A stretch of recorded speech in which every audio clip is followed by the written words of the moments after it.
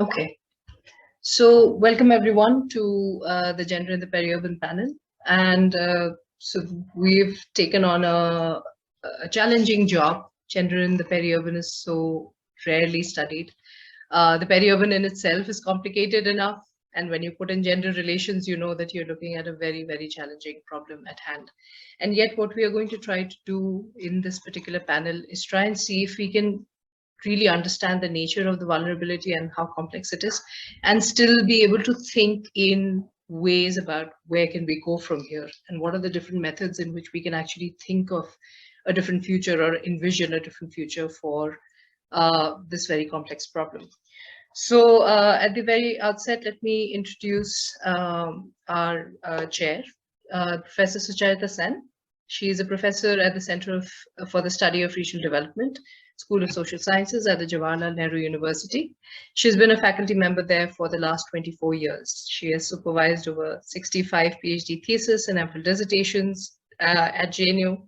She's an economic geographer and has published in the areas of agriculture, natural resources, and rural livelihoods in both international and national platforms.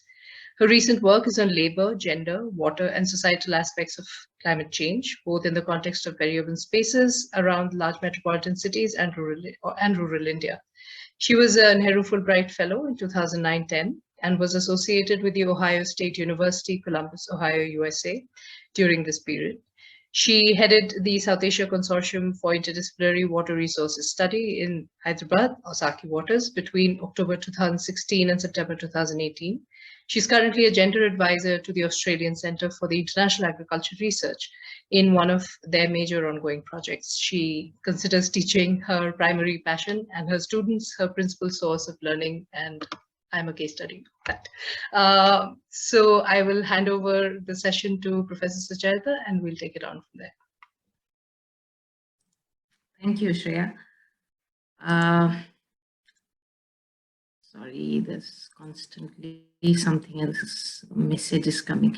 Okay, welcome everybody, and it's a great pleasure to be here, and I really thank Shreya and Saki Waters for having me, and I'm greatly intrigued by I've gone through some of the material which is about to be presented, and I think we are going to have a really exciting session. So we have we have 5 speakers, including Shreya, but Shreya will kind of set the context and take a little less time. She is, let me introduce her first. So she has a master's and MPhil degree from the CSRD, Center for Study of Regional Development, JNU, New Delhi. She currently holds a senior fellow's position in Saki Waters. A specific research interests lie in integrating the science and socio-economics and politics of water resources at the levels of theory, methods, methodology, and policy. The second speaker, the next 4 speakers would be kind of if I may say so, the main speakers. And each of them would be taking around 10 to 15 minutes time. Try to keep it at 10 minutes, but if you kind of overshoot, up to 15 minutes maximum. So the first speaker would be, among these would be Mukta Naik, and she will be talking to us about presenting on Caught in Governance Tangle, Women in the Urban Periphery. Mukta is a fellow at the Center for Policy Research, New Delhi, an architect and urban planner by training. Her research interests include housing, urban informality, internal migration, as well as urban transformations in small cities. Naik has prior experience in the development sector and communications. She's currently pursuing PhD in IHS Erasmus. Chirantana Kar has a double master's. She has more than 15 years of experience in implementing development projects at grassroots for government programs. She is currently associated with NARI, a non-profit organization, and working as the program director. She was also nominated for the prestigious IVLP program sponsored by the US Consulate for 2015-2016. The last speaker would be Krati Sharma, and speaking on a very important topic on urbanization and migration, and these are the processes which are currently shaping the peri-urban spaces to a very large extent. She's a social development professional and a gender trainer with 12 years of work experience of public and policy advocacy, implementing and managing grassroots programs on gender-based violence against women and girls, and women's safety in public spaces. She has worked in diverse settings, UN agencies, civil society, international NGOs, and corporate organizations, and worked with organizations like Jagori, Plan India, Participatory Research in Asia, NIIT Foundation on similar programs. In UN Women, she supports the flagship program initiative, Safe Cities and Safe Public Spaces. She's currently managing the Generation Equality Forum program with the UN Women. We have two discussants who have a very important role, and I don't think Dr. Vishal Narayan requires any introduction. We've all he's been a prolific writer, and we've all been reading his work. He's a professor at the MDI, Management Development Institute, Gurgaon, India. He holds a PhD from the Wageningen University, the Netherlands. His academic interests are in interdisciplinary analysis of public policy processes and institutions, water governance, management of the commons, adaptation and vulnerability to climate change, and peri-urban issues. He has published widely on these issues. He's the author of the book Public Policy, A View of the South in 2018, co-edited multiple books, among which Water Security in Peri-urban South Asia, Adapting to Climate Change and Urbanization in 2016, Climate Change, Governance and Adaptation, Case Studies from South Asia 2019. And among his most recent co-edited book is, the latest is Water Security, Conflicts and Cooperation in Peri-urban South Asia, Flow Across Boundaries. The second discussant is Poulomi Banerjee. Welcome, Poulomi. I have had the privilege of supervising her and Shreya, in fact. Poulomi holds a PhD degree from Center for Study of Regional Development, JNU, on watershed development programs. She has worked as a researcher in TERI in the Water Resource and Policy Division, and worked for a number of years in Sacred Waters. She's been a very important member of the organization for a number of years.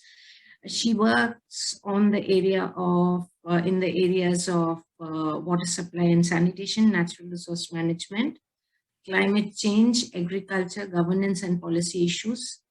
And she has worked on both research and implementation related projects, and is associated with various national forums and societies.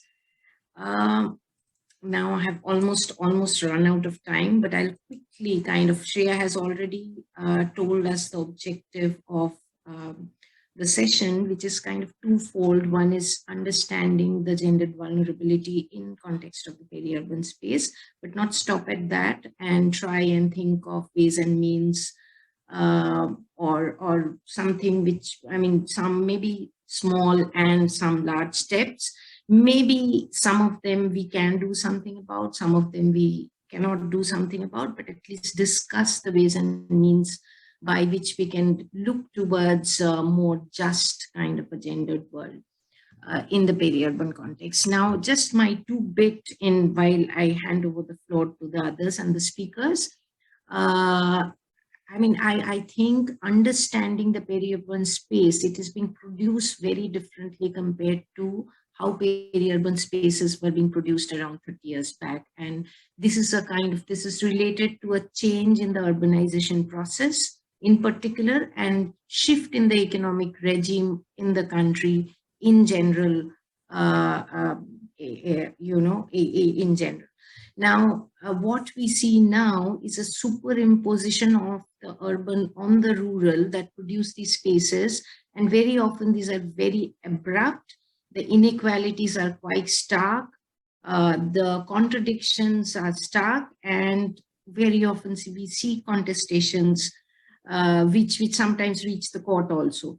And we have to really understand the gendered spaces which are being produced as a result of this, in this backdrop, in their manifestations in the basic material needs, which would include water and food security, which can have a very great gendered view, work burden and employment, and basically access to choices at large.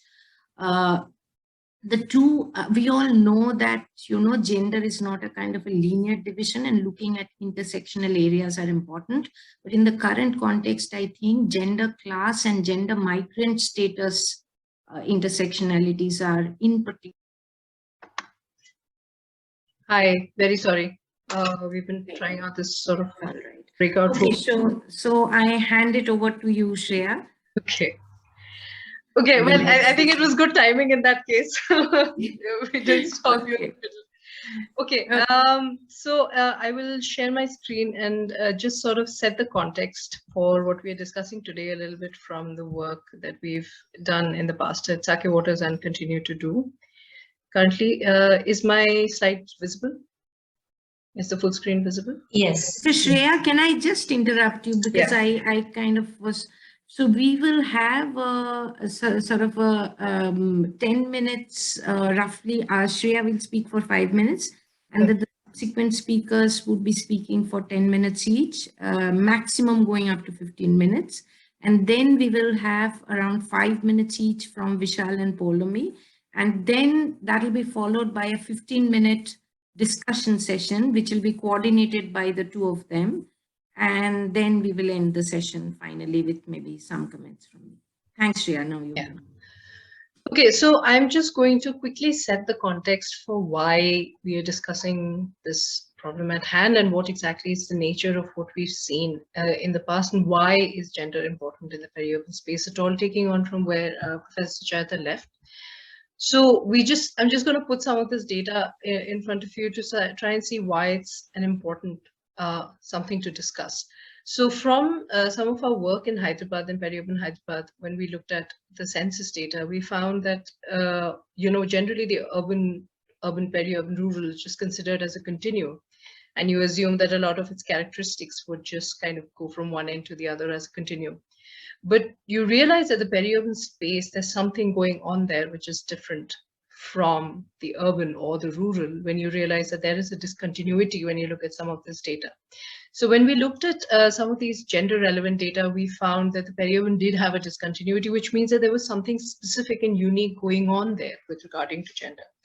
And so this is an area where the population growth is probably one of the highest, highest population growth regions, because of the kind of migration that this region sees with highly exclusionary cities that we have, that most of the people end up migrating to this space to then find employment in the city and find services from the urban center. Other than that, the sex ratio is very close to what you see in the urban, very different from what we found in the rural areas. The average household size was smaller here, so we found that people were moving sort of nuclear families, away from their roots in their rural areas where they came migrating from. And therefore, there was a dependency rate on women, which also sort of increased, which means that there were more children and men who were dependent per woman in the house. So in general, this kind of uprooting that would happen from the social capital that women would have from extended families, etc., in the villages. So here they would find a very different sort of a gender and a social context that they ended up in peri-urban areas. And what that eventually would lead to is something that we would like to discuss today. So when we looked at the work participation rates, we found that while the other areas work participation rates had seen an increase between 2001 and 2011, the peri-urban areas saw the slide is not moving.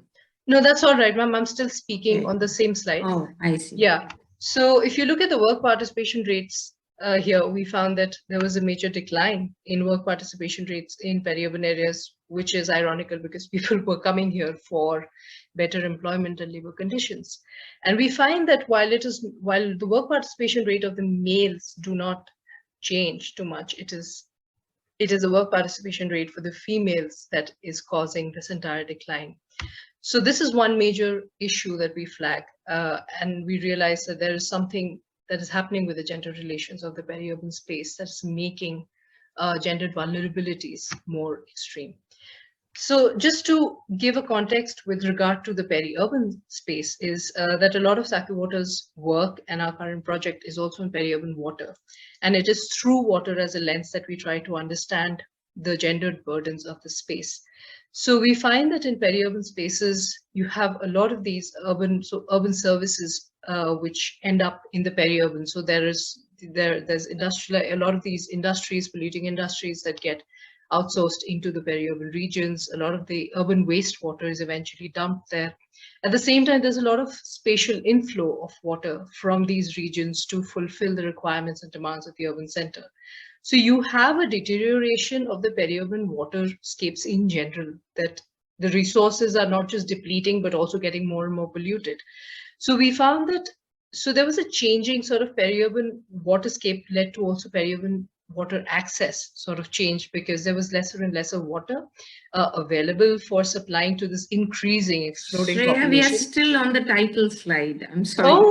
Oh, I'm so sorry. That's just what a I minute. was saying. That's okay. Yeah, now we can see. So sorry. Okay, I will just yeah. give you a second to go through the data. This is what I was actually talking about. I think I will not make it full screen because I think that's not getting shared. So so this was the data that I was talking about, that there's a discontinuum in the peri-urban characteristics and indicators when you compare it to the urban and the rural. It's not just, you know, a straight graph that goes through. There's something that's a discontinuum here, and something different is going on here compared to the urban and the rural. So when we looked at the peri-urban water access, as I was telling you, that the changing waterscapes and this deteriorating water resource condition of the peri-urban space also creates a high burden on peri-urban water access, which means that there's declining water resources as well as more highly polluted water resources now being, you know, for a much larger population that this region earlier had. So you have a lot of informal and, you know, a lot of informal sources of water which come up, and there's a lot of lack and a lot of scarcity which is constructed in this region. And this leads to more burdens of water access, which is economic, there's price involved, there's sort of distance, and there's a lot of competition around accessing water from very differently placed in power position actors. So you have industries fighting with small panchayats. Industry run by a member of parliament is fighting with, you know, a small panchayat for the same water resource. So there's a lot of power struggle in this region for this highly deteriorating water source. So we felt that this was a very interesting and important and a potent lens to understand gender in the peri-urban. So yeah. Sorry to interrupt. They want it on the presentation mode. Please, could you put it on? I can, because it's clearly not moving on the presentation mode. Okay. Yeah, it's not clear. Can you see it now? Can you? It's visibly small. We can see, but we can see it in the non-present. Yeah, this is better. Okay. All right. Because in the presentation mode, I think the slides are not moving, so I might lose some of the link between what I'm saying and what's being presented.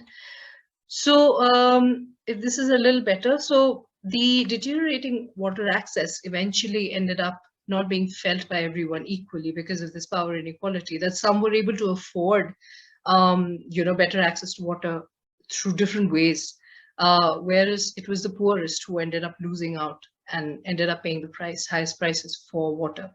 So what we saw in terms of gender was that it's not just that the poor households pay a higher price and end up receiving much lesser water, but it was the women who bore a lot of this burden.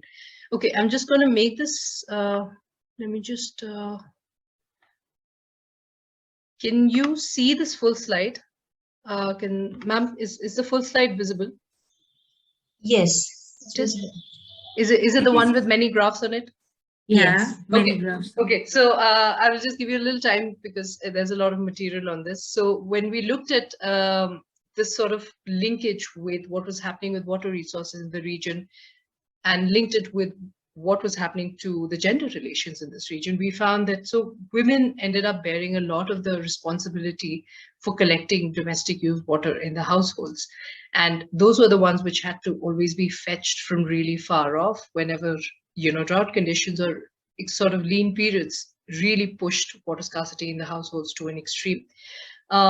So it wasn't just the fact that women were bearing more burden, and I think that has already been spoken about a lot, but it was also the poorer women who bore the burden a lot more than the richer household women.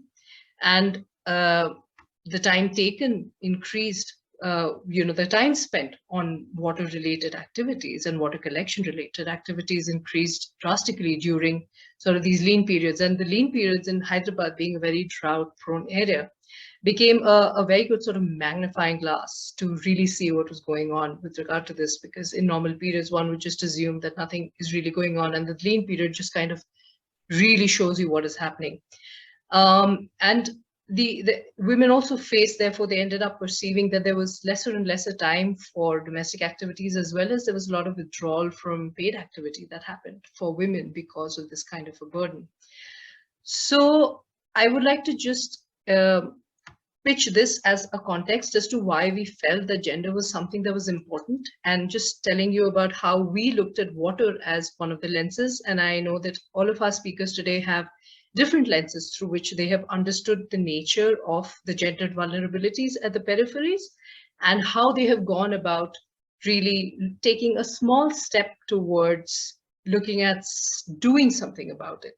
So as a researcher, something that we did in our project was we took up a pathways method for doing research, which was sort of co-producing knowledge and understanding and finding out from stakeholders themselves as to where they would like to be 15 years from now, and whether they could even think in new ways about where they would like to be.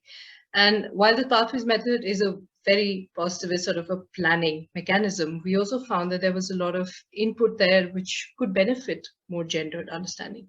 So through this process, we understood the nature and the roots of the current vulnerabilities, and we asked stakeholders to actually visualize sustainable future scenarios.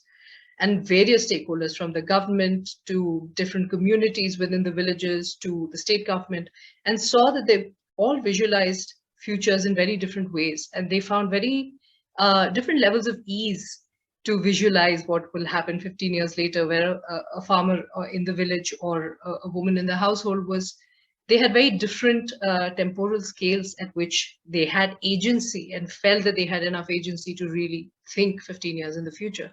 And I thought this exercise really made them imagine and enable them to sort of communities to think beyond the status quo and business as usual, because so often they tend to feel that there is nothing in our hand, and if at all can we think about a future that's different.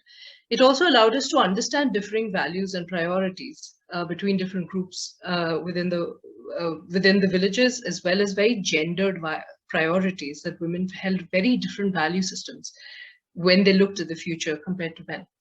And they also looked at agency and actions very differently than how men looked at, depending on the kind of values and priorities they held. And that helped us to recognize conflicting pathways and how there are different notions of sustainability.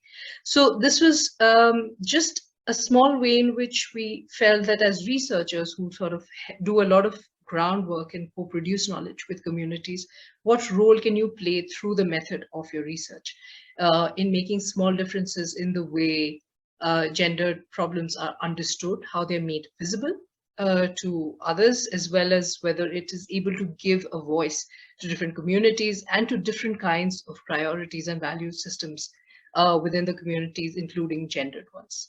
So I will stop there and I will stop sharing and probably move on to the next speaker. Yes. So we have Mukta Naik from the Center for Policy Research. Yes, I'm here. Yes. Here. Thank you, Mukta. You can. Yes, just a second.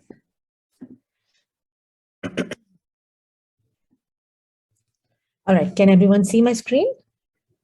Yes. All right.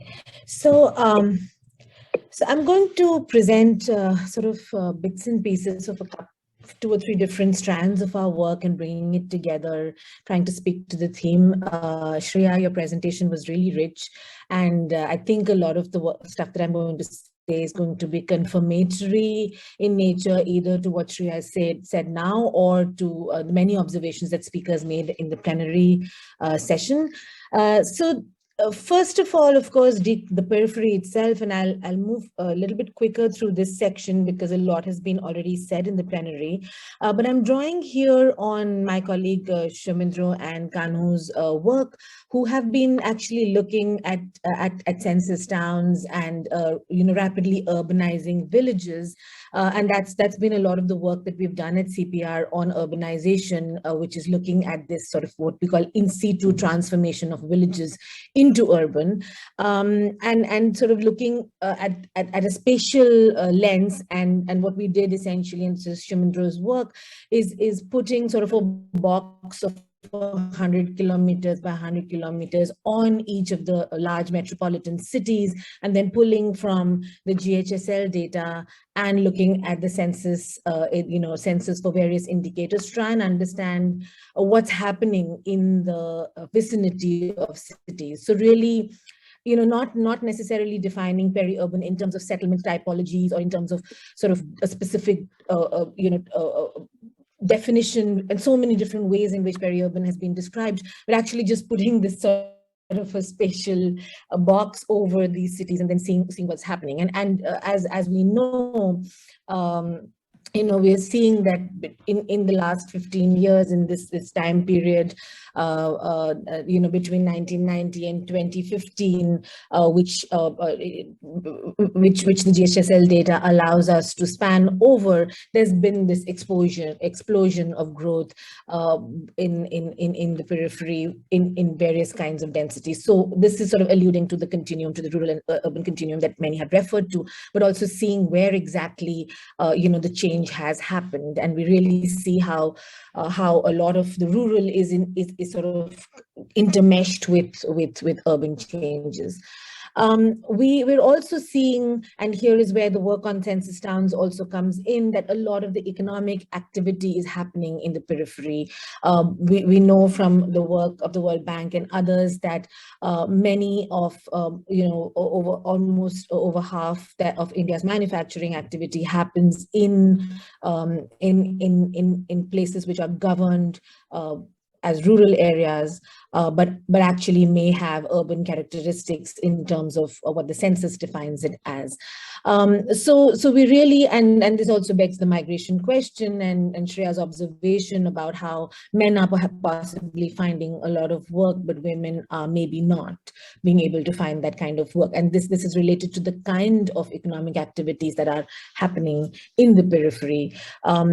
And linked to this is also a way of this sort of spatial lens also allowed us to look at the kind of settlements that are that surround these large metropolitan areas. So it's, as we can see, a mishmash of other statutory towns, census towns, and villages. So what I'm trying to really come to here is the governance sort of ecosystem within which the peri-urban is experiencing.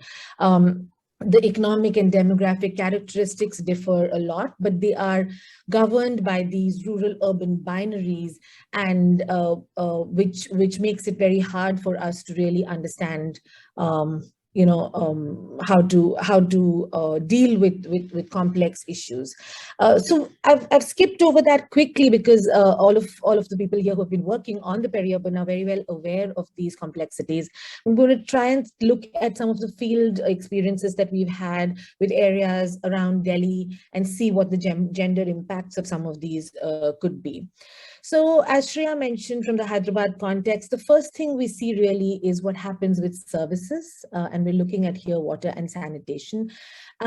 And we find that in the peri-urban, a lot of services like sanitation and transport are actually privately provided, which means individuals are providing it to themselves by building septic tanks or by, spending money acquiring private vehicles, because these facilities are not publicly provided as compared to the middle of the city. And this imposes certain kinds of costs and certain kinds of access barriers for women to access work that may be actually better available to them in the core city than in the periphery. Of course, the time poverty issue is also something that is very real, and that I'll also bring in a little bit later.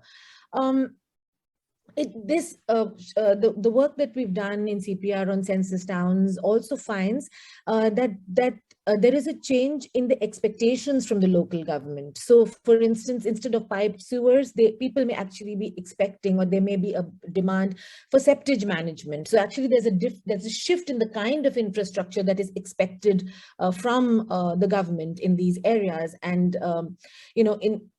initially, this was not recognized. Of course, now it's come into the policy, and now fecal sludge management is something that's being talked about a lot more. And that shift has also happened because of this explosion in the peri-urban space and this in situ urbanization and the shift into non-networked sanitation infrastructure.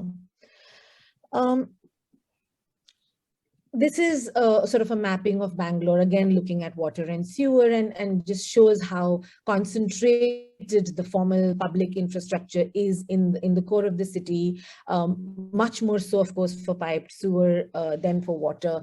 It also, begs the question of what are all these different pockets where there is treated tap water? Are these little pockets actually experiencing public provision of water, or are these real estate developments which bring in groundwater, pump groundwater, and then provide it in a tapped way to households? So when you look at maps like this, sometimes you get some answers and you also raise several more questions. But I'll move quickly to the gender question now. Here I'm giving you this first case is that of Kusumpur Pahari in Delhi, which is urban village slash Jhuggi Jhopri cluster slum, which sort of juts into the forest area. Now, I'm calling it a legal periphery because right now, technically, it's no longer peri-urban. It's just it's in Basant Vihar, which is very much in the core area of Delhi. But it was peripheral once, and it remains peripheral as a legal periphery because it doesn't have formal provisioning of water. And this mapping, again, similar to what Shreya mentioned, was conducted in a participatory way in interaction with the people in the settlement, and it maps where the tankers come on a day-to-day basis. And, we discover that it's not just question of quantity, which has improved over time, but also the access inequitability that affects, women, where it will stop, on what day, how much, which size tanker will stop at what point. All these very, very small things, impact the dynamics of where women and how much time they spend waiting. This is, of course, a picture of women who have got onto the tanker at the point of time when it's still in the planned colony and making its way to the, Jhuggi settlement. Also innovations like this, where the pedals of cycles are removed and they are actually used to transport water cans inside the settlement, because women spend an inordinate amount of time and effort actually transporting water from the tankers to their homes. So this is not just physically taxing, and there's uncertainty over the timing of the tanker, who gets the information of where the tankers come, who negotiates access, etc. But also the fact that there is actually an inability to work regular jobs because of the kind of burden that this job places. We see school dropouts, we see domestic violence over water issues. So this is definitely a settlement where we've tracked this issue over a fair period of time. Another example from Bhalswa, which is a resettlement colony, which again is a category which very much, is familiar to those of us who think about peri-urban issues. And in Delhi, there's a large number of these resettlement colonies at the edges of the city because of relocation of slums from the center into these colonies over time. And in Bhalswa, which is actually right next to a very large landfill, and quality of life issues are quite stark. I'm showing this map to show that this is a resettlement colony. So you see very uniform plots. It's not a slum, even though colloquially it is called JJ Colony Bhalswa on the map. And that's sort of also to draw attention to the fact that, illegalities and informalities persist even in situations where there has been a planned relocation of the poor from one place to another. So in Bhalswa, we saw really that, and what I wanted to point out here is not just the fact that, there is a too little too late story in terms of service provisioning, where, the slums are relocated in the early 2000s and piped water only comes in April 2017. So you have a good 15-year wait for piped water to come. But also, this question of women being particularly disadvantaged, a combination of poor quality of water, poor supply of water, reliance on private tankers, even drinking water bottles, and government efforts which provide water ATMs and pose them as solutions to the water problem. This really angered women in the community, and the constant failure of community toilet complexes, which then have relations with safety, menstrual hygiene, all of those things, combined with the livelihood options, which were so meager, actually resulted in an eruption of mobilization through protests, multiple RTIs, pressures on elected representatives, etc. And when we were working in this colony, we really found that the women were at the forefront of this sort of mobilization, which of course has taken a little bit of a beating during the pandemic, and not that momentum has not been able to sustain itself. But it really became a very gendered issue of it's because we are in this kind of a location, and this is the treatment that the state gives us, that we face all these problems, and it is women who need to who bear the brunt of this. So it spilled over in all of these articulations and this ability to finally bring piped water to parts of the colony by 2017. The third example I wanted to give was from the migration work that we do at CPR, and this is from a study we recently concluded with UNICEF India on looking at women and children migrants. So many of you have, both the chair as well as Shreya have alluded to the migration as being something that we particularly need to track in the peri-urban space. And what we found really was that family-based migration happens in sectors like construction and brick kiln, which particularly locate women in peri-urban spaces. So brick kilns and construction sites are usually located just outside municipal areas. And these are also sectors where there is a contractor-driven system of recruitment, a system of advances and indebtedness. So this is really, we're talking about the even among labor migrants, seasonal and circular groups, which are already heavily indebted into systems of neo bondage. So, and also then have intersectional vulnerabilities because they tend to come from ST/SC communities and move between farm and non-farm labor. In these groups where women are clearly part of the workforce, their work is invisibilized and undercounted in the data sets, and therefore they fall through the cracks of even simple social protection and social welfare interventions like maternal and early childhood health, nutrition, Anganwadis, creches, immunization, primary education, because they are not counted, because these seasonal migrants are not counted in the destination areas. There is no onus or accountability on cities or villages that are close to cities where these sites exist to extend these infrastructure and services that are actually theirs by right and entitlement. So this is something that we found very strongly. There also have been a number of interventions here, whether it comes from on-site schools, which is actually possible through particular components of the Samagra Shiksha, mobile health vans, e-Mamta track, so digital tracking systems for the maternal Matritva Vandana Yojana, clustered Anganwadi approaches, or mobile Anganwadi, services, incentives for frontline workers, which we found specifically in Surat, where there were incentives provided for frontline workers to go and provide services in these remote locations. So there have been these attempts, but these are not replicated, these are not institutionalized. And so this is a certain section, a certain segment where there is a clear gendered impact, because entitlements and rights are themselves not being able to be delivered to these people because they happen to be in these peri-urban locations. So just quickly to sum up, I think the periphery needs, we all know, needs consideration in urban planning and policy, both the spatial and the legal periphery, because what was peri-urban before becomes urban, but it's not necessary that it all the infrastructure that is due to them as urban settlements get extended to them. Often they get left out and bracketed and continue to face the same kind of exclusions long after they have come into under the municipal domain. The spaces, the splitting across rural and urban domains and the fragmentation, basically we don't have regional mechanisms to deal with them. I'm sure this is something that has already been spoken of in the last section in terms of the differences in what villages and urban areas can do in terms of taking on 12th schedule functions like transportation, waste management, water treatment, land use planning, etc. But also the fact that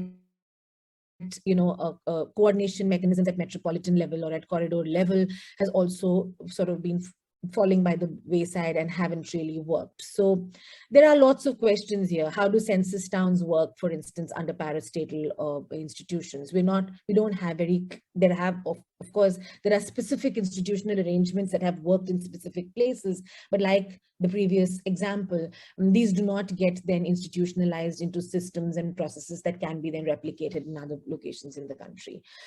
We also found in our UNICEF study that scheme implementation differs across rural urban boundaries. So what happens is that, especially for workers who are living in the peri-urban but maybe working in the urban, they really like experiencing different kinds of regime at places of work and at places of where they live. These also vary depending on the local government itself, on what the state, that particular state's enabling mechanisms are for local government, etc. For example, Gujarat and Maharashtra have a little bit more power given out to urban local bodies as compared to many other states, and those kind of differences also impact experiences of women. Women-specific problems, like I mentioned, enhanced, labor because of poor infrastructure, fewer mainstream livelihood opportunities as compared to core urban or rural locations, and the missing out and entitlements comes together, and it gets particularly compounded when they are from marginalized communities in terms of caste, class, or in terms of their migration status. So, I mean, I'm going to sort of stop there and talk about how it's not just investment, which is of course something that we talk about all the time, but also question of scheme design, where a fit-for-purpose approach and a flexible approach is required. For example, when we examine the data on the Pradhan Mantri Awas Yojana Urban, we actually found that in many instances the projects were built in the peri-urban. So technically they were not built on urban land, they were built on census town land, but it was financed through the PMAY urban vertical, which means that that came out of an order that granted that kind of flexibility. So that's an example that I'm using as to talk about the fit-for-purpose approach. Flexible funding structures, again, as an extension of that, to enable local governments to customize the service provision. And like I mentioned in the case of Bhalswa, how do we, grant more momentum to women-led mobilizations, which pick up and bring these issues to the fore, but often don't get the wide-scale support that they need to convert those into actual infrastructure provision and solutions for their problems. I'll stop there. Thank you. To present her work on Rupantaran, building women entrepreneurs by establishing linkages between reproductive health and livelihoods in rural peri-urban areas. Chirantana. Thank you. Thank you. I would just share my presentation. Just a second. Or maybe if Chirantana, I hope, have yeah, a bit I of an think issue. you are If you the guys, co-host. can you help me share it, Judith? Yeah, I'm just Because there's a bit of a challenge here with my system. Yes. Thank you, Judith. As and when we talk about moving to the next slide, you can, so we can shift. So hello, Chirantana here. And it's a pleasure to be in this group. And I know a couple of them. And I was also part of Saki Waters a few years back. So all of my experiences with the communities, working with communities comes from my experience from Saki also. So this project Rupantaran is about building women entrepreneurs by establishing linkages between reproductive health and livelihoods in rural or peri-urban area. So I'll give you a little background, as in why were we thinking about linking reproductive health with livelihoods. So the whole idea here, while we were working at NARI, was that there was a lot of awareness sessions and talking about happening, and these were just one-off sessions where women used to come, listen, and then just go back and not do anything about it. And we were thinking of a resilient system which could stand through all times. Today if they are in rural, tomorrow suppose they are moving to a peri-urban area, any kind of technical expertise should add value to the knowledge and also empower women. So can we move to the next slide, Judith? Could you scroll up a bit? Yeah, thank you. So, I mean, we have enough empirical data, which we've been seeing from the start. So if you see gender inequality and livelihoods in rural area or a peri-urban perspective, is that generally we are seeing that men are migrating to non-agricultural activities as opposed to women who are stuck to do menial work as agricultural laborers or are working in informal sectors. Like even if they migrate, they prefer to stick to some informal sector or even in the cities. So that's what is the trend. Unequal payment. There's enough evidence and data available that women are underpaid and working as free laborers in this land. And what for? If they don't have land rights, even from their parents' side, though this despite legislations in place, they don't have land rights. They're unable to access and manage the benefits from this land, even if they are left behind to work in their own lands. The financial independence, the control is always in the man's hand. So the man decides what goods to come, what goods to use, what household assets should come. So that is a basic inequality when it comes to livelihood and income.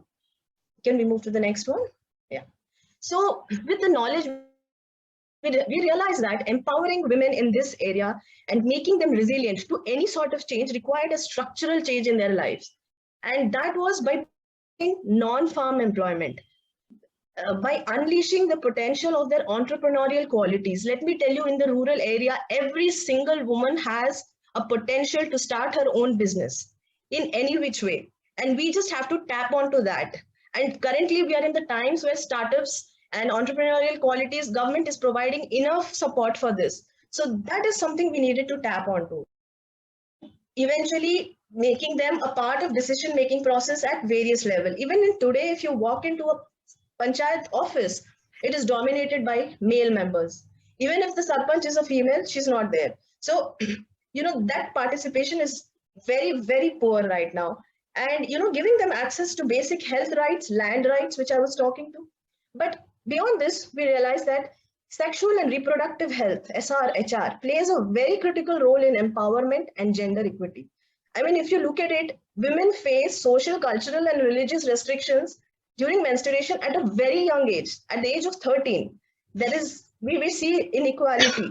around us, and this is a great barrier in achieving any kind of a gender equity policy or any interventions. So that was our core area, and since we are also working in the space of menstrual health, so we thought, let's work around this model. Can we move to the next one? So that's when Project Rupantaran means transformation. So that's when we thought, why not link reproductive health, in this case menstrual health, because reproductive health is a huge area, and we picked up menstrual health and link it to livelihoods. So what was the objective? Basically, we wanted to integrate a viable revenue generating model with menstrual health and hygiene to foster an alternative socialization process for rural women. So the education and the learning had to be through a socialization process. So, an alternative process which will develop positive menstrual health and hygiene behavior. Fostering community acceptance and normalizing of menstruation in communities, because we felt that if we want a step one towards gender equity would be if a community accepted it as a normal process, both the genders. So that was the objective of the project in which we started out. Can we move to the next one, Judith? Thank you. So the first idea, the idea which we put forth, my team in Nari and the co-founder, all of us together decided, let's set up a reusable cloth pad unit. I put why, because at every single stage we were asked, why a reusable cloth pad unit? I mean, there is so much more to do in the village. So we knew that, we had done our research. So it is very relevant to the current market need because it's one of the safest menstrual choices, sustainable choices. It is economically viable, good for environment. The acceptability of this product is even in the urban markets. We've done our research, we've known it. There's very good global interest in sustainable menstrual alternatives, and which is why this entire concept was funded by a European funder who gave us the grant for this concept. And there are very few market players at the grassroots. So at grassroots, you see in the stitching of cloth pads in a professional way and selling it out is not there. It's happening in pockets, but this was not there. So we knew that this, and menstruation is something which is not dependent on any kind of calamity or any sort of the business market does not. Menstruation doesn't depend on that. Everybody will depend on some sort of absorbent to manage that, even be it a pandemic or any kind of calamity. So that we knew that it would never, that market is there for us. And another interesting thing which I didn't put down was, when we went to this particular lot, this village, we realized that about 60% of the women had a small hand machine in their houses. While we were doing a transact walk, we moved to every household and they all had a small machine. So we knew it, that this has to, something has to do with stitching. That was something. And that's when we thought, why not a cloth pad unit? Can we move to the next one? I'll quickly run you through, we won't spend much time here because I'll quickly run you through what is the project area. The project area is Mandanpalli village, Yadgiri, Bhuvangiri district. It's 85 kilometers away from Hyderabad. Right now, there is this Yadgiri Gutta, one major, temple hub. It's going to be a temple tourism. The current government is actively modernizing the entire stretch till this particular village. Even before the villagers know, they will be in a peri-urban zone. I mean, I say next 5 years, but the villagers feel it's going to be even before that. So there are complexes, the land, the real estate mafias are all there selling lands at a very high rate. Villagers are rapidly selling off their agricultural land to earn some money. So, the thing is, people will earn money, but how do we bring women to the forefront and how do we prepare them to handle this change, which they're not aware of? So this particular village had 220 women, of which we were able to target 175 because the remaining had migrated to Hyderabad. So mostly dominated by OBC and scheduled caste. And all the households had electricity connection, water supply, individual water supply, let me tell you, and personal toilets. Majority of 70% had Pakka house because, the proximity to the city of Hyderabad. The average income we found out was 5,000 per month, every household.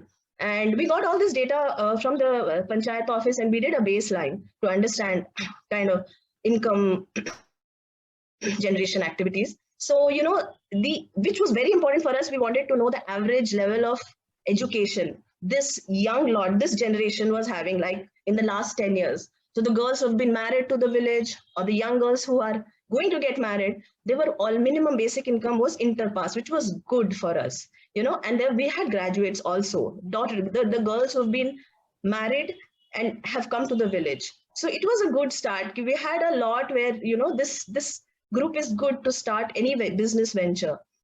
39% were agriculture labor work. So this educated lot expressed us that they didn't want to do the labor work. They understand English. They can speak. They want to do something. There's a zeal there, and that's enough to start any development work. And that's what we call as game changers. These are the game changers for us.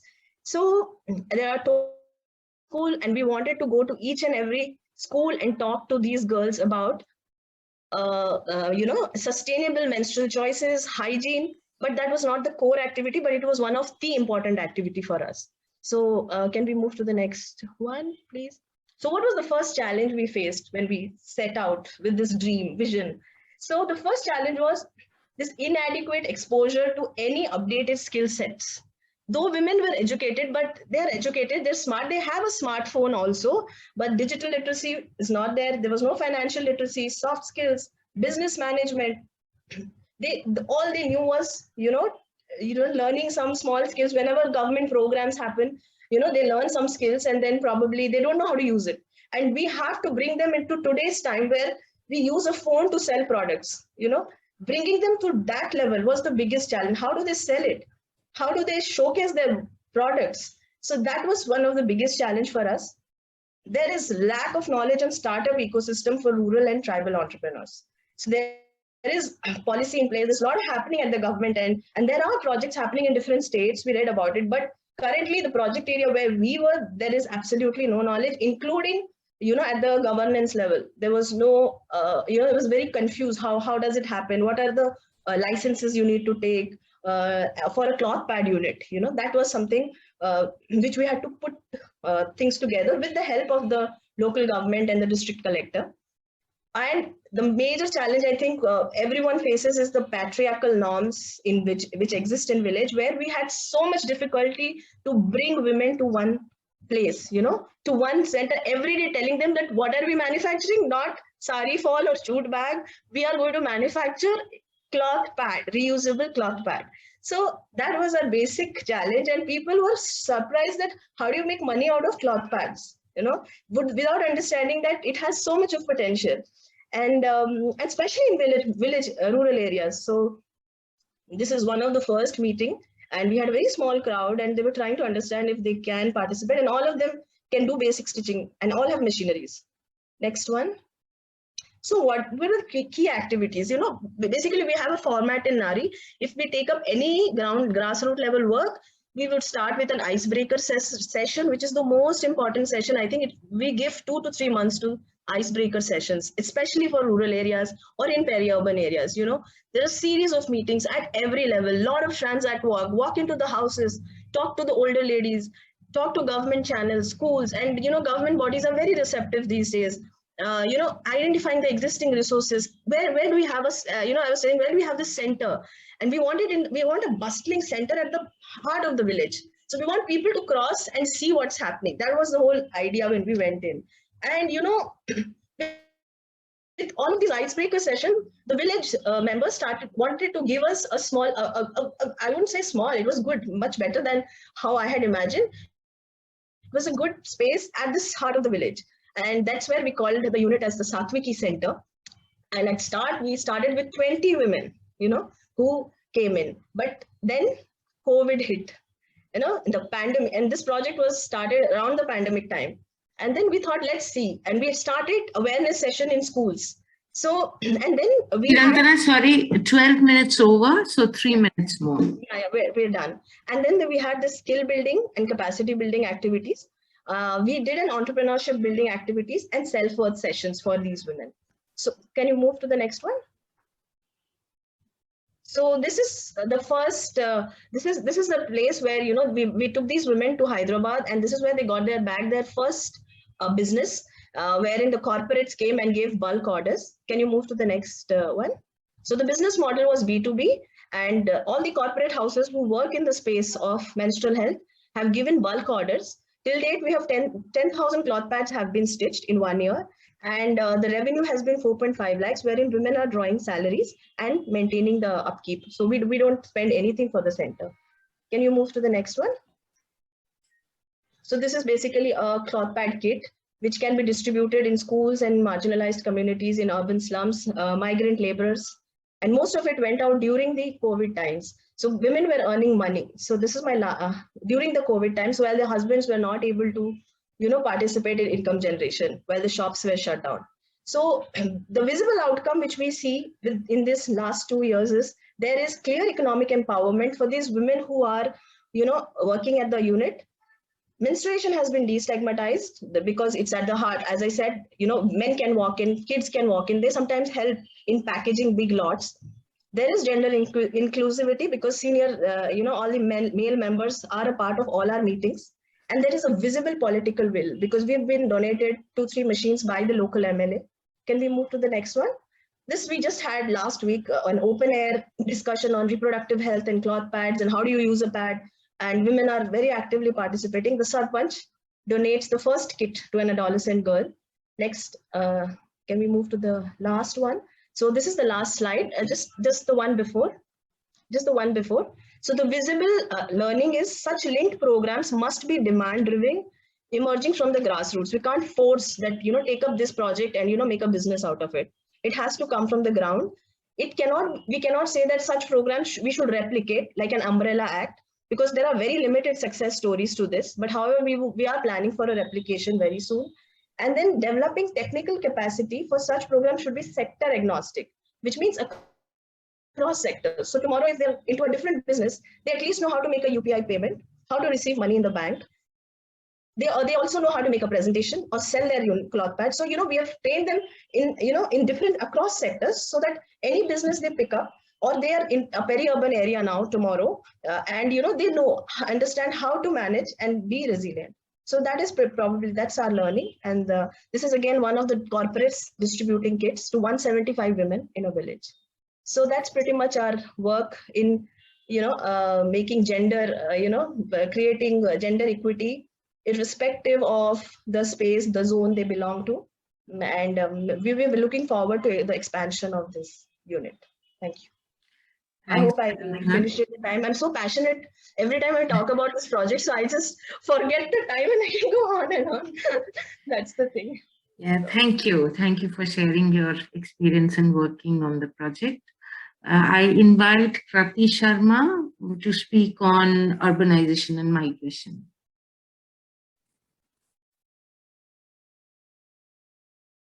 You have to unmute yourself.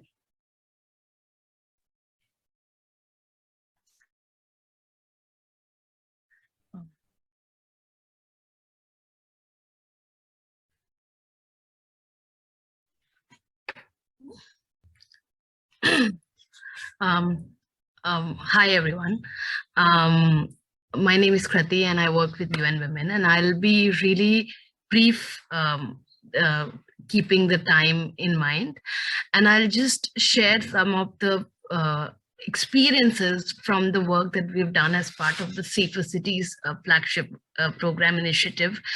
It's an old program, and we've been working on this issue for a long time, and we've had challenges.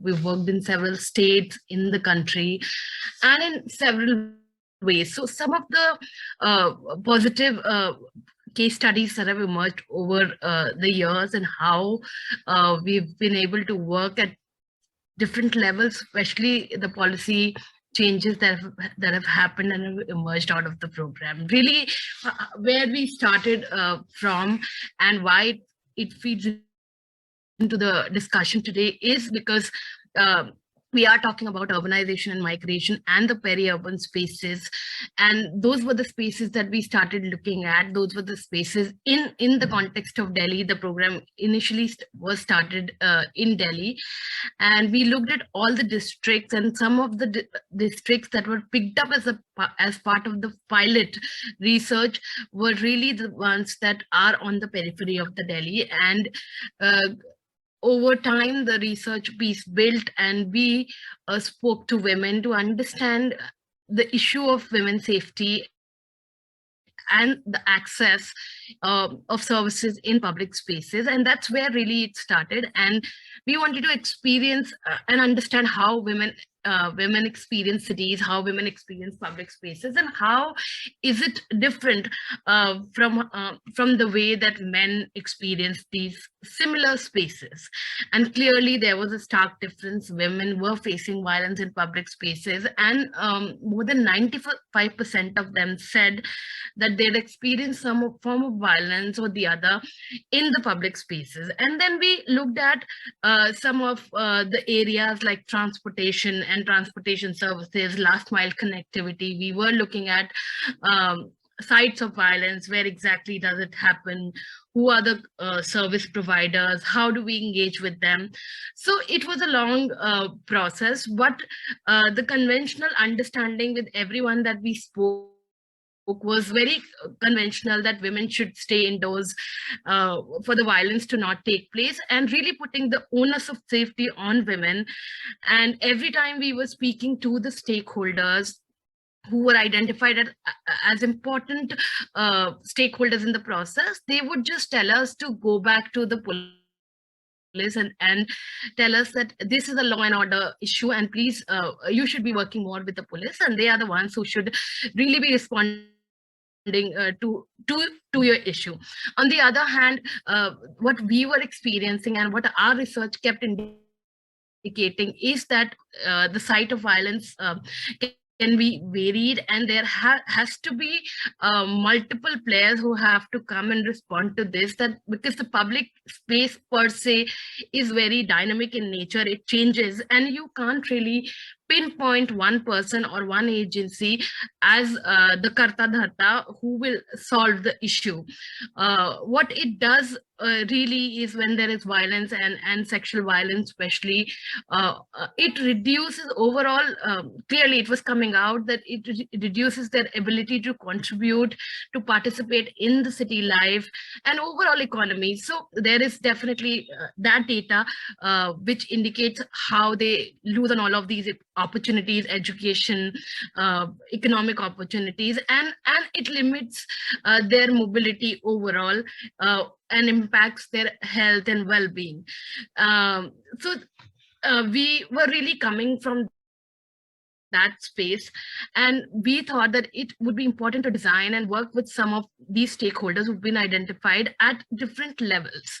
So these are really the ways that we work, that we identified as priorities to create an infrastructure in a city where we address the issue of violence and violence against women in public spaces. And across each of these priorities, we were able to demonstrate some case studies in Delhi, in Bombay, we were working in Bhopal, Kerala, Assam, and a couple of other cities. So firstly, the idea is, and this is also one of the guiding principles of the program, that women and girls who are staying in these communities, they understand their cities the best. It's really their lived reality. So they are the ones who should be designing solutions. And therefore, it is important that no matter what, we have to really work with these guys and come up with gender responsive interventions that are really locally relevant and owned. So women and the groups in the community have to come together with us and design and co-design some of these work that we do. What we do is basically we start with the capacity building programs and awareness raising programs as part of our work, and the community mobilization work that we do. And this happens with various grassroots organizations who we work with. In Delhi, Jagori was implementing this program, and we were looking at urban spaces, the same community that even Mukta referred to, Bhalaswa, we were looking at implementing this program in Bhavana, and we were looking at Madanpur Khadar.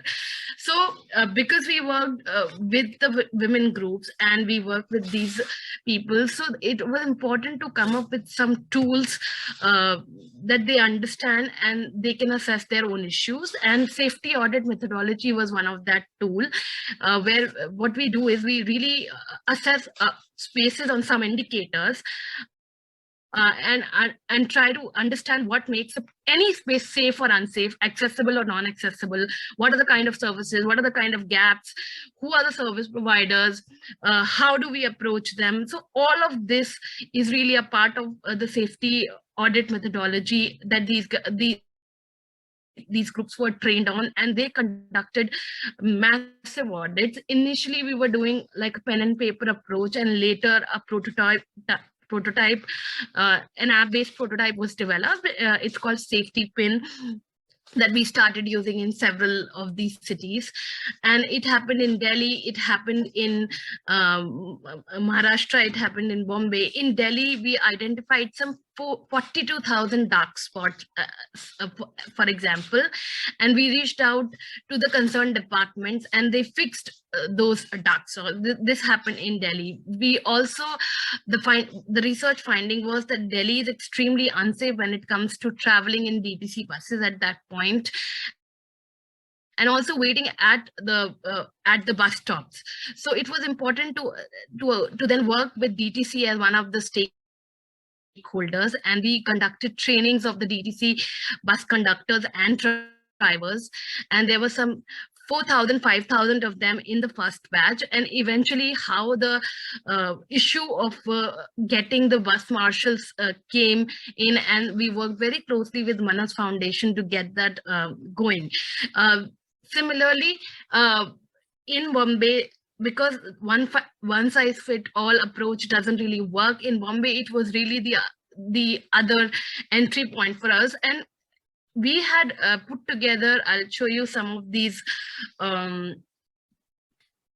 we had put together a strategic note, an intervention note, where some of these areas were identified. One was urban development, second was really working around essential services and technology, third was the transport piece, the law enforcement, health, water and sanitation, and education. So all of these departments were identified as the primary stakeholders to respond to the safety net and developing safe cities for women and girls. And in each of these intervention cities, we had different entry points. Say, for instance, in Delhi, like I said, we intervened through DTC as one of the points. For Mumbai, we had some of the community groups like Goro, which is a group of 33 grassroots organizations, and they put together a campaign called Right to Pee, where we were talking about women's access to essential services and free and safe and affordable urinals, because these were paid services. Interventions, we identified quick wins, medium-term interventions, and long-term. So we started in different cities differently.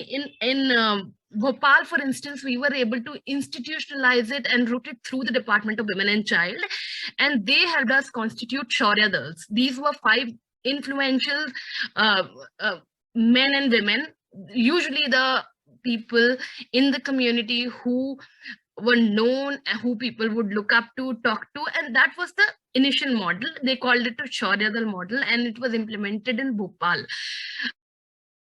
And they helped us with some of these movements, and eventually the project, how it turned out in terms, the impact was that we were able to demonstrate this one bit in Bhopal that led to a proposal development that UN Women assisted the department with, and we got funding from the Nirbhaya pool for 6 more cities, in which now we are looking at Chhindwara as one of the cities and Gwalior. So these are also the kind of peri-urban spaces that would fit into the category that you are also looking at.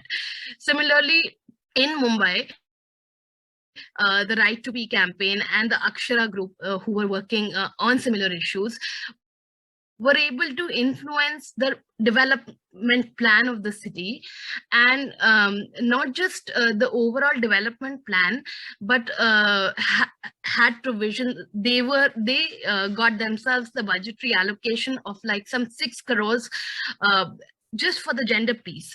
The state women policy of Maharashtra included a chapter on inclusion. This was really coming from all the work that we were doing as part of Safe Cities work with our implementing partners. The Mumbai Development Plan actually accepted the gender-friendly toilet design that was put together as part of this project, and then it got institutionalized into the very plan. And like I said, a chapter on inclusion as well got absorbed into the state women policy. At the national level, Can you please wind up? 12 minutes are over. We are running. All right. Okay. I just wanted to give an overview. That's okay. You can just quickly finish it. Okay. I mean, at the national level also, the policy has actually now we have a national policy on empowerment of women that has included safety audit as one of the mandates. So these are some of the things that have really happened over a long period of time, and there is no like single one approach. These are the kind of sectors, these are the kind of people who we've been identified to work with, and I'll just end with that. Yeah, thank you. Thanks so much. We are really running out of time. I'm really sorry that I interrupted you. I now hand over the floor to Vishal and Polomi, and you please take over from here and conduct the discussion. Thanks. Okay, am I audible, everyone? Yes, you are. Okay. All right. So thanks, Sucharita. And first of all, thanks for all the very insightful and informative talks. Nice to know that so much is happening, with in a number of organizations looking at questions of gender and gender equity and gender equality. So I'll just share some takeaways from the talks and then leave the panelists with some questions. So I think one of the reasons that talking about gender in the peri-urban is problematic is that people have different frames of reference about what they mean when they talk about the peri-urban. So in the 5 talks, I could see 2 different ways in which peri-urban was presented. One was like the periphery of a city, which could be a town, which could be a small upcoming urban area. That was one way. So looking at peri-urban as a peripheral place of the city. Other is the way we conceptualize peri-urban in the literature, which is about the coexistence of the rural and the urban, like a rural space in transition, showing both rural and urban characteristics. So for me personally, the question of gender in the peri-urban is relevant because I understand gender to be the most basic axis of social differentiation, and the peri-urban is a space that's rapidly transforming. It's a space of glaring social and economic inequalities, and from that angle, gender provides an extremely important conceptual entry point to understand social and economic differences and social economic differentiation and differential vulnerabilities.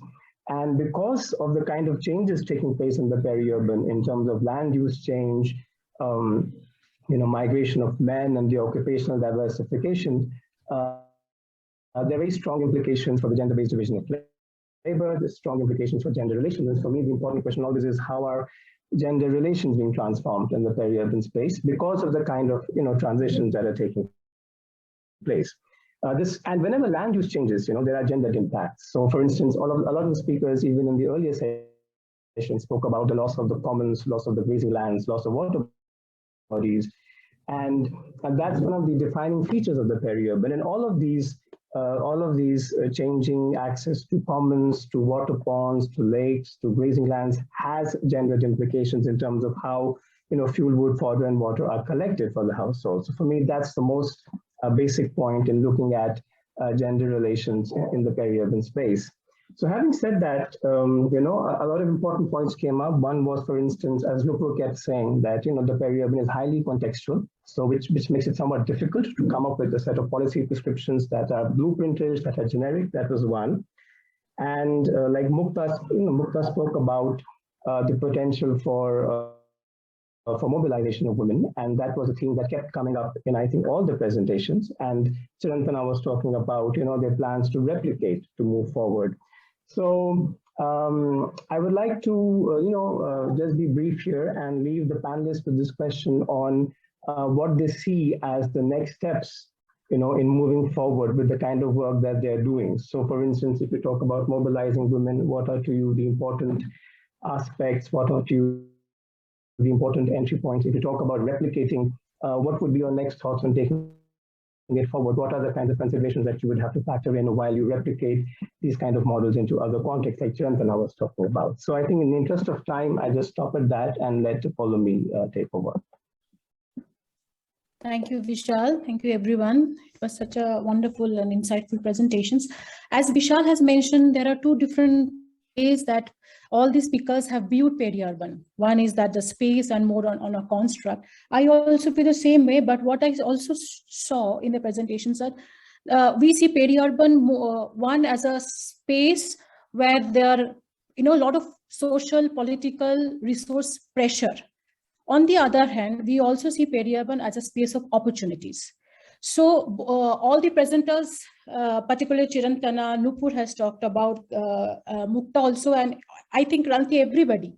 You have also spoke about that how whether it is a skill development, employment generations, everything, it is a positive way of looking into it, that the peri-urban process is inevitable, it's going to come. Now, how to mainstream or how to link the gender in such kind of a process, which is absolutely, there for the future, is to see a zone of opportunity creation. Second, what I thought was, now, as Nupur said, and also Vishal has said, that it is very difficult to give a kind of a one definition. Particularly, I have worked peri-urban in Hyderabad with Saki Waters or in Kolkata. But when I see in Chhattisgarh here, the urban mission, the way they define and the context that they're working, you cannot compare the two. But this particular mission is a national level program. It's a central program. So I also feel that we need to broaden our scope of the research, more bringing, not only restricting to the Delhi, all the metropolitan areas, but we have to enter into the domain where such small towns and how they defining and working with women in a peri-urban area and understanding gender issues in such kind of spaces, so that there are more integration and upscaling is possible. So with this, I wanted to leave it to the researchers and the policymakers, because what I understood also from Nupur's presentation is that this urban mission, for example, in Chhattisgarh, not all the district has been identified or given this funding. So there are certain criteria by which a district can apply, or they select it, like say it comes from the center, because this particular mission is a good one. When I see the framework, whatever we are talking about, whether it is land to employment to SHGs to whatever components broadly we are talking about, is taken care of. But how a district has been selected in the mission, and second, how to bring this concept of gender into this policy of urban, because for a urban, as she said, it is more like forming an SHG. That is how they they understand women, like, and mainstreaming women participation in any kind of policy. So it's a matter of discussion for researchers and policymakers. Hello. Sorry, please go ahead. So this is what Sianshi, can you please put yourself on mute? I want to, Yeah, sorry, go ahead. Yeah, so with this question, I want to end that how the research, that there should be the expansion of the research beds to the metro cities, to small towns, to even larger, so that the good practices can be replicated and upscaled. As she mentioned, that there are these kind of tribal districts, and the whatever the urban areas in a tribal districts are to a great extent self-sufficient. The way they view resource probably can be a good example that can be upscaled.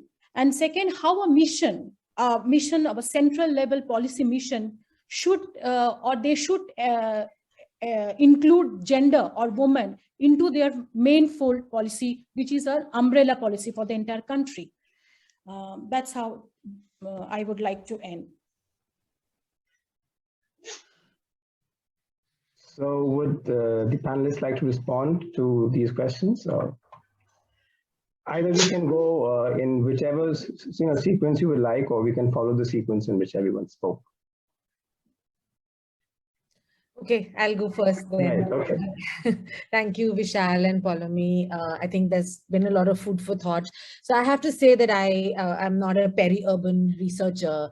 I research migration and I research small cities, and then I put this together with help of my colleagues. So yes, the definitional problem or the problem of conceptual frames is something that I often see in discussions around the peri-urban, which other urbanists who don't specifically study the peri-urban or other development practitioners can actually get confused by and use a little more loosely than maybe it needs to be used. So that is really well taken. On the question of looking beyond the metropolis, that's also really well taken, especially given the kind of dispersed urbanization and the migration shift in the migration patterns, and the influence of, I think there again, the dichotomy between smaller cities having less resources and less ability to intervene versus larger cities perhaps having the ability, but then dealing with levels of complexities that that are way beyond. I mean, that's sort of the choice that we need to make. And if I put on my urban planning hat, then yes, the urban mission seems to make sense, because then you're intervening perhaps in places, of giving resources to places where the problems have not reached yet the levels of complexity that they have in other places. So your metro cities sort of become your study cases, and then you use those learnings to anticipate problems early in other places where you feel interventions are possible. So from a policy perspective, that seems to make sense, but that still doesn't solve the problem of the metropolitan cities and the complexities which are going to also exist for a very long time to come. And a parallel really is the slum or the informal settlement problem, which is again stuck in the same loop where you're learning from certain contexts and maybe being successful in other contexts, but our larger cities still continue to constantly face those problems. So from an academic lens or a policy lens, I get that. But from a practitioner lens, I think there's still going to be a lot of effort that needs to continue on the metropolitan cities where, high value production and, the kind of opportunities that they offer are really not yet available in secondary cities and small towns. So from a gendered lens, the idea that the gender division of labor is stark in the shadow of a metropolitan city is a very disturbing thing, especially because women who are coming to these spaces are perhaps, especially migrant women, are coming with the idea that they will be able to emancipate themselves, but then that doesn't really happen. So those interventions I found were really interesting and should be scaled in addition to looking at other kinds of cities. Thanks. Thanks. Any other of the panelists would like to respond? Yeah, so something that when I was also trying to pull this panel together, and I very well knew, and I think I had written it to everybody in even invitation emails, that I know that a lot of the interventions that happen in the country, or rather in the sector, is not always defined as a peri-urban space intervention. So much of the intervention happens either in urban spaces or rural spaces, and generally the peripheries get defined, either you could define them spatially, but also what I liked even with Mukta's presentation was how you can also understand peripheries as the governance margins, legal margins. There are people who are very much inside the city and still not integrated, and would you then consider them urban or peripheral? So I think it's a good idea, and I think that was something that I really wanted to achieve also with the way we put the panel together, was to see whether we can get stories from peripheries of different kinds. And I think Krati's also brought out how violence, for instance, violence in safe spaces, how they became stories of the peripheries, was not just because they were located in a certain space, but because of what I had initiated my presentation with, was sort of this uprooting from your traditional safe homes and families, and you're moving to brand new spaces, these sort of migrating areas. where these are new spaces, there is complete lack of access to proper housing, to services, and that is where a lot of this sort of violence and unsafe spaces emerge from.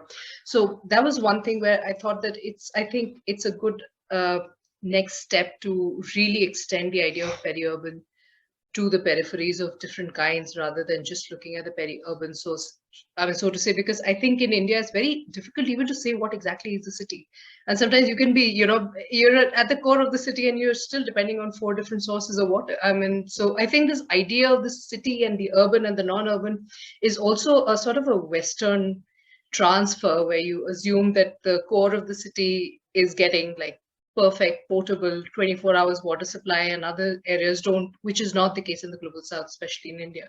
So I think in India, this sort of division between what is the city and the not the city becomes very difficult. So I think I like the idea of using peri-urban to actually refer to different kinds of peripheries, which could be a political periphery, it could be a spatial one, it could be, so I think gender, for instance, would face its own kind of peripheries and the boundaries. So I think that is something that's worth looking into as a next step. And I think researchers have a role in that. With regard to another thing where I thought that the sector or sort of the panel design, and I hope that that would answer your question and sort of move towards your question, Vishal, about what can be done next, is that we realize that different sectors, and we have people who've worked, I mean, so UN Women, you're looking at it from a very sort of global international intervention perspective. We've looked at a very grassroots level perspective. We've looked at researchers' perspective, that interventions are happening everywhere, but at very different scales, at very different definitions of what the problem exactly is. They all define the problems differently. They identify different roots of the gender problem. And therefore, I think it's a good idea to bring together different sectors when you actually look at the larger problem and locate them within the larger problem rather than look at single solutions. So I think, like when we talked about the urban mission, rather than saying that the government works in a certain way or policy doesn't work, to sort of also look at examples from grassroots experiences and look at how gender can indeed be incorporated within a policy which is a lot more infrastructural in its focus. How can we make it more gender sensitive, and how can gender be made visible in a policy space, which it currently simply is not, because gender has continuously been reduced to women's issues, and like what Urban's mission says, that it's about self-help groups, and there's no other way to incorporate women unless you're looking at women's SHGs or women's collectives. So I think it would be a very interesting exercise to really redefine gender for policy perspective, and how can policy incorporate gender within its language, because clearly it's a very different language than an academic language that we use, and it needs a whole new way to transfer the gender concept from academia and research into the policy language.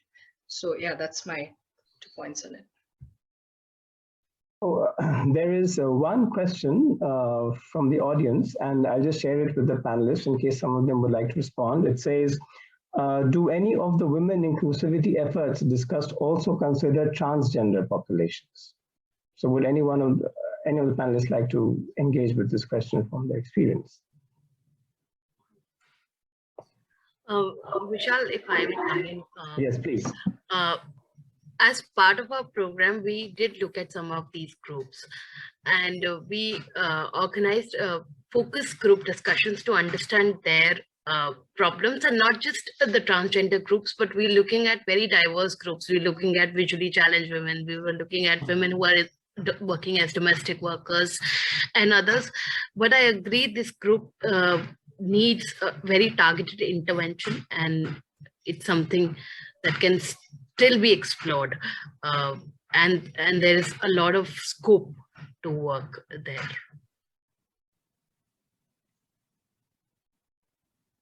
Yeah, Paulomi, any last remarks from you, and then we hand the session back to the chair.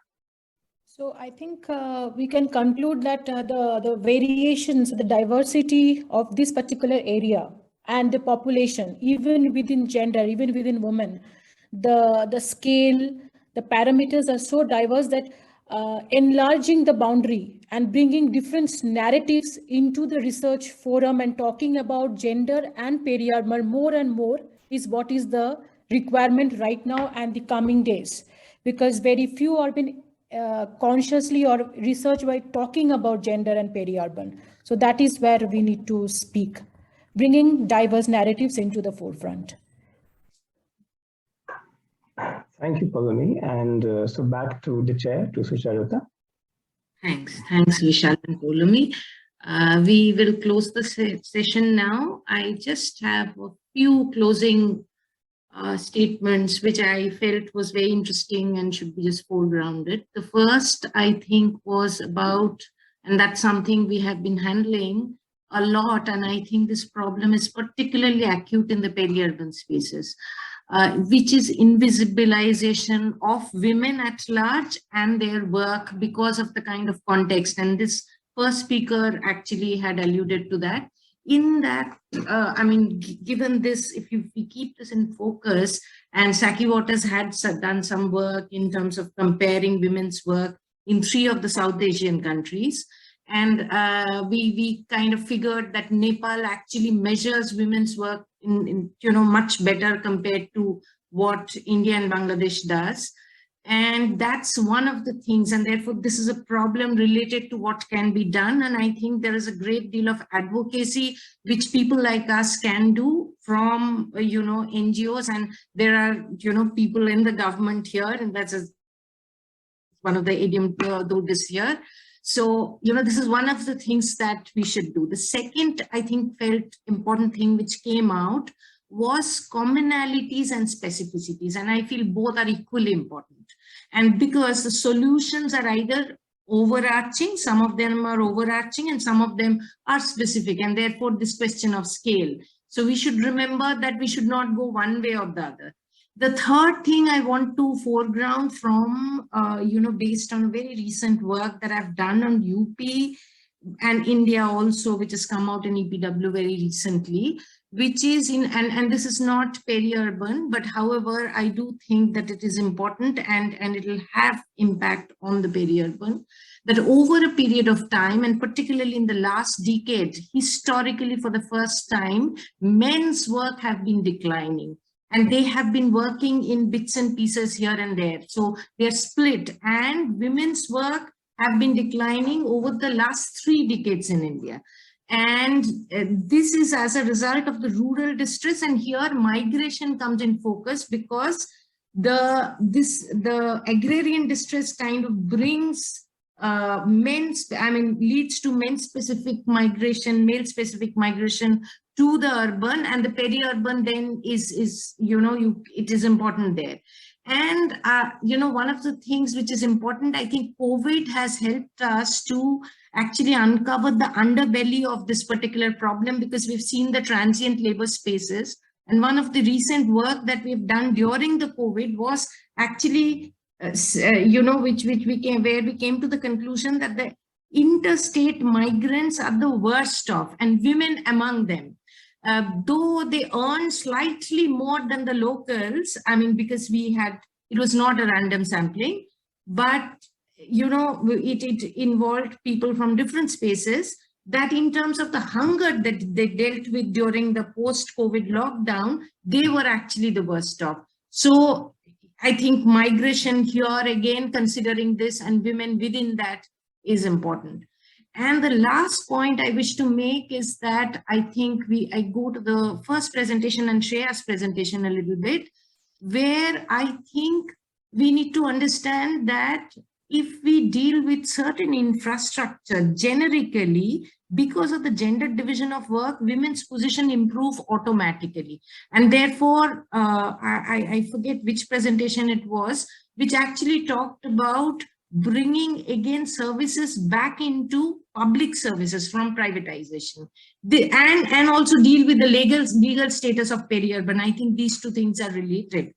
Now, in the recent times, there are lots of changes in terms of the public policy, which are not very encouraging, in terms of the labor code, in terms of the environmental impact assessment. Farm law has not been, of course, ultimately implemented. But here I feel that a lot of advocacy, and again, I allude to the first presentation, we talked about the importance of solidarity and grassroots level movement in here. and to bring that solidarity, and maybe one way of doing it is self-help groups also, the kind of solidarity that you get for women solidarity groups. I don't have any answers to this, but over a period of time, in all of these laws that I've mentioned, the ability of the citizen to go to the courts have been reduced. Now, that is something which we need to really work on, because ultimately, if there is injustice, and more so for women, they find it increasingly difficult to actually seek justice. Many of them don't have the agency to do it anyway, but even those who have find it difficult because of the changing laws. So yeah, that's how I would end. Thank you very much. Okay, thank you so much. Okay, I mean, this was a challenging panel for me. When I started, I knew I was dealing with so many complicated concepts of gender and the peri-urban, and all of it is conflicted in themselves, and then linking them was always going to be a challenge.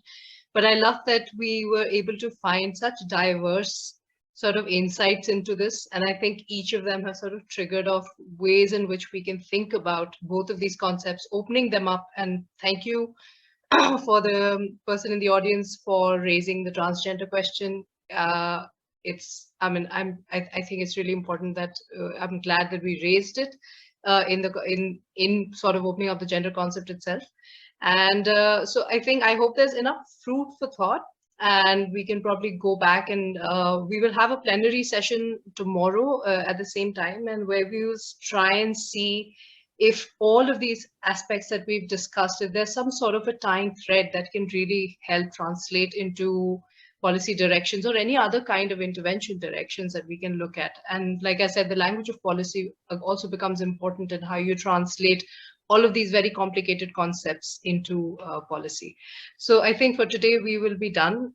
You can just leave the room. There's no complication about going back to the previous room or anything. And thank you so much for joining. The conference continues tomorrow with 2 different panels. There's one on governance and institution, and there's one on disaster and resilience. And then we will enter into a plenary session where we'll try and bring all of these different concepts together and see if we can really say something about the peri-urban by the end of it. So thank you very much. And thank you, speakers, for joining. And I know it was a really short notice for some of you. COVID has really thrown us into all kinds of uncertainties. But thank you so much for making this happen. And it was great. Thanks a lot. Thank you. Thank you. Thank you. Thank you. Bye-bye.